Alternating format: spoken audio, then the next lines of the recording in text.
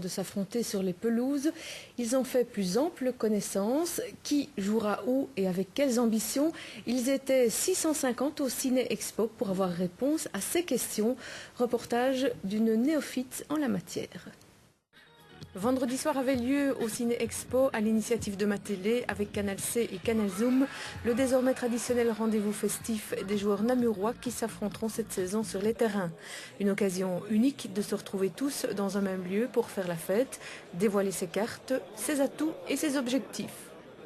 2 clubs en division 2, l'UR Namur et les Dames de Rhine, 6 clubs en promotion et 16 en division provinciale, ça fait du monde. C'est 650 personnes qui ont un rapport de près ou de loin avec le football provincial namurois qui sont réunis. C'est donc essentiellement des joueurs, mais aussi des entraîneurs, des comitards, des sponsors, ainsi que des personnalités politiques en rapport avec les communes des clubs. Ça donne au monde du football namurois en tous les cas ce qu'on appelle l'élite, puisque de se voir déjà, de savoir qui est qui, et puis aussi quand on verra les résultats en cours de saison en tous les cas, de savoir mettre un petit peu des visages sur les noms et sur les clubs que l'on verra dans les résultats sportifs des journaux en tous les cas.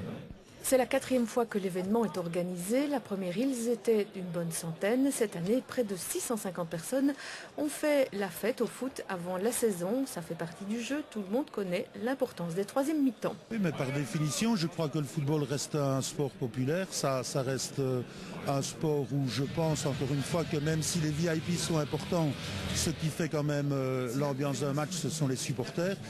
Et je crois qu'à notre niveau, en tous les cas, on est obligé de faire sérieusement ce qu'on a à faire. Vous voyez comme moi qu'il y a quand même certains enjeux, mais je crois aussi qu'il faut en tous les cas rester, comme vous dites, festif. Et je pense que les 3e mi-temps ont leur place, et bien leur place en tous les cas dans notre province de Namur et dans le football en tous les cas.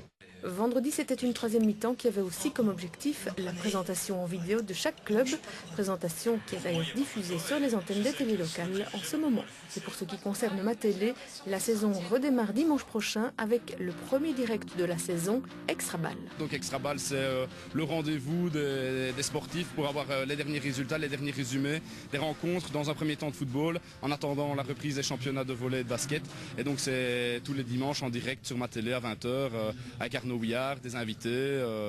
Autre rendez-vous sportif le lundi.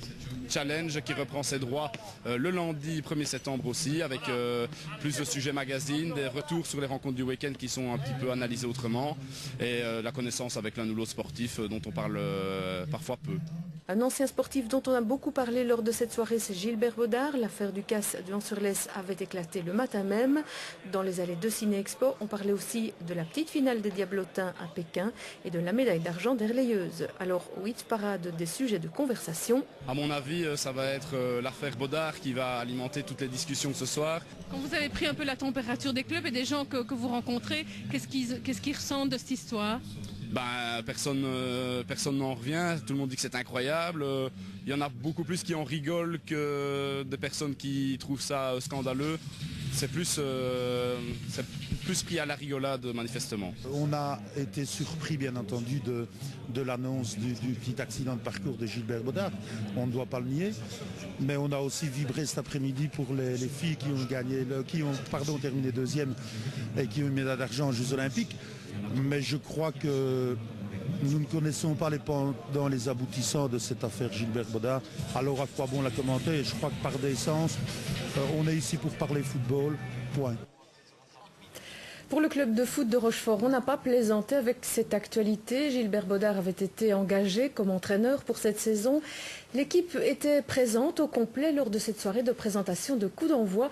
On a tendu notre micro pour prendre la température de l'équipe. C'est très bien qu'ils soient venus, on aurait pu se demander s'ils allaient venir, etc. Peur d'en prendre plein la figure, entre guillemets. Mais ils sont venus aujourd'hui, c'est très bien. Ça prouve bien que cette histoire n'a rien à voir avec l'aspect football de l'équipe de Rochefort. Nous avons pris contact avec tous nos joueurs et nous avons dit que de toute façon, nous autres, on n'a rien à voir là-dedans. La vie continue, le club est toujours là. Voilà, on doit être présent ici à Ciné pour la présentation des équipes et voilà. La vie continue maintenant, voilà. Comment est l'ambiance dans l'équipe? Tout le monde est un petit peu resté pantois puisque personne ne s'attendait à ça. Donc l'ambiance est un petit peu à l'essai. Bon, tous les joueurs s'entendent bien entre eux, mais bon, personne ne s'attendait à ça fatalement. Vous aviez misé beaucoup sur Gilbert Baudard? Ah, bien entendu, on savait très bien que on avait un entraîneur, un ancien professionnel et on a eu Michel Rennes avant, Guy Dardenne, donc on était dans la même trempe. Pour nous, c'était très important d'avoir un entraîneur de renom et malheureusement, ça s'est mal terminé.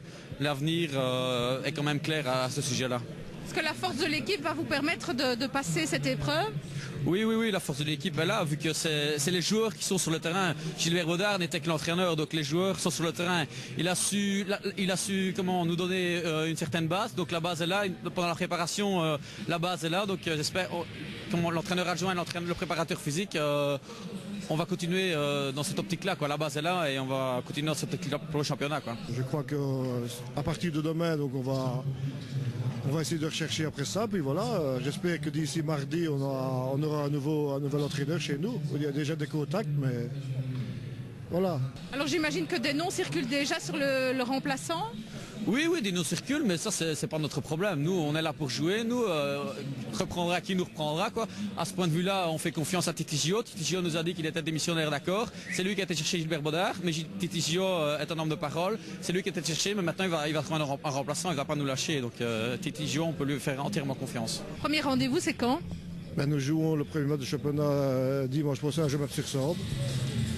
Nous avons un match amical mardi contre Couvet-Mariembourg et puis ce sera le début du championnat. Comment allez-vous affronter ce premier match? Sereinement, puisqu'il y a quand même une base de travail qui a été accomplie depuis 5 semaines. La grosse majorité des joueurs est restée l'année dernière, plus quelques nouveaux qui ont apporté un plus. Donc on va l'aborder sereinement et puis on verra bien là. Voilà, et pour clore le chapitre football, on vient de l'apprendre, la jeunesse rochefortoise a déjà retrouvé un nouvel entraîneur. C'est encore un ancien standardman après Guy Dardenne. Michel